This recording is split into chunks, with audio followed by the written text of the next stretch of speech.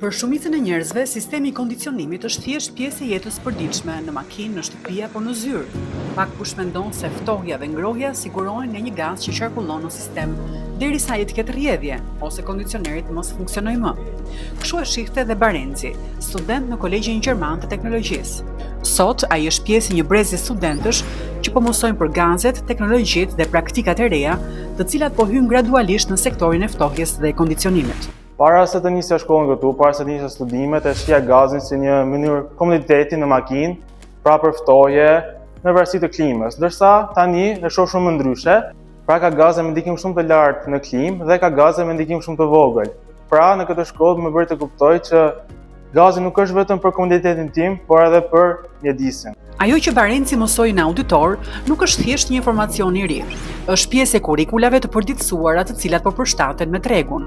Ato kanë sjellë ndryshime në mënyrën se si përgatiten sot studentët për teknologjitë, gazet e reja dhe ndikimin e tyre në klimë. Kjo për Kolegjin Gjerman është shumë e rëndësishme, pastaj sepse ne duam që kurrikula tona të jenë të përditësuara, studentët ta të mësojnë metodat më të fundit të punës me gazet të refrigerant, të mësojnë specifikat e tyre, rreziqet, instalimet, dhe çfarë do të kenë parasysh në moment që të dalin në punë në të ardhmen. Këtu amendamenti i Kigalit përkthehet në qindra orë mësimi dhe praktike për studentët.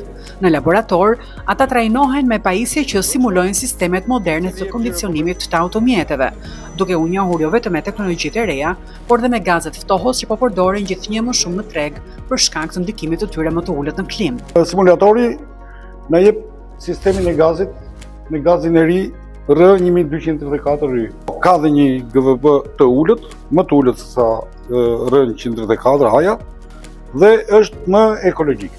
Ne kemi mësuar se sistemet e ftohjes dhe ajrit e kondicionuar po përdorin gjithmonë dhe më shumë disa gaza me ndikime të ulët në klimë. Dhe si pasojë kjo sjell përdorimin e teknologjive të reja dhe ne tani në shkollë po mësojmë dhe po praktikojmë përdorimin e këtyre teknologjive të reja që në të ardhmen kur të dalim në punë të jemi të përgatitur. Pra, kjo pa rrjedhje bën kështu. Nëse Por përtej teknologjive dhe praktikës me sistemet në laborator, studentët po ndërgjegjësohen se profesioni i tyre i ardhshëm nuk është thjesht ai një tekniku. Ai ka dhe një dimension të fortë mjedisor, prandaj njohja me ndikimin e gazeve ftohës në klimë është vetëm hapi i parë.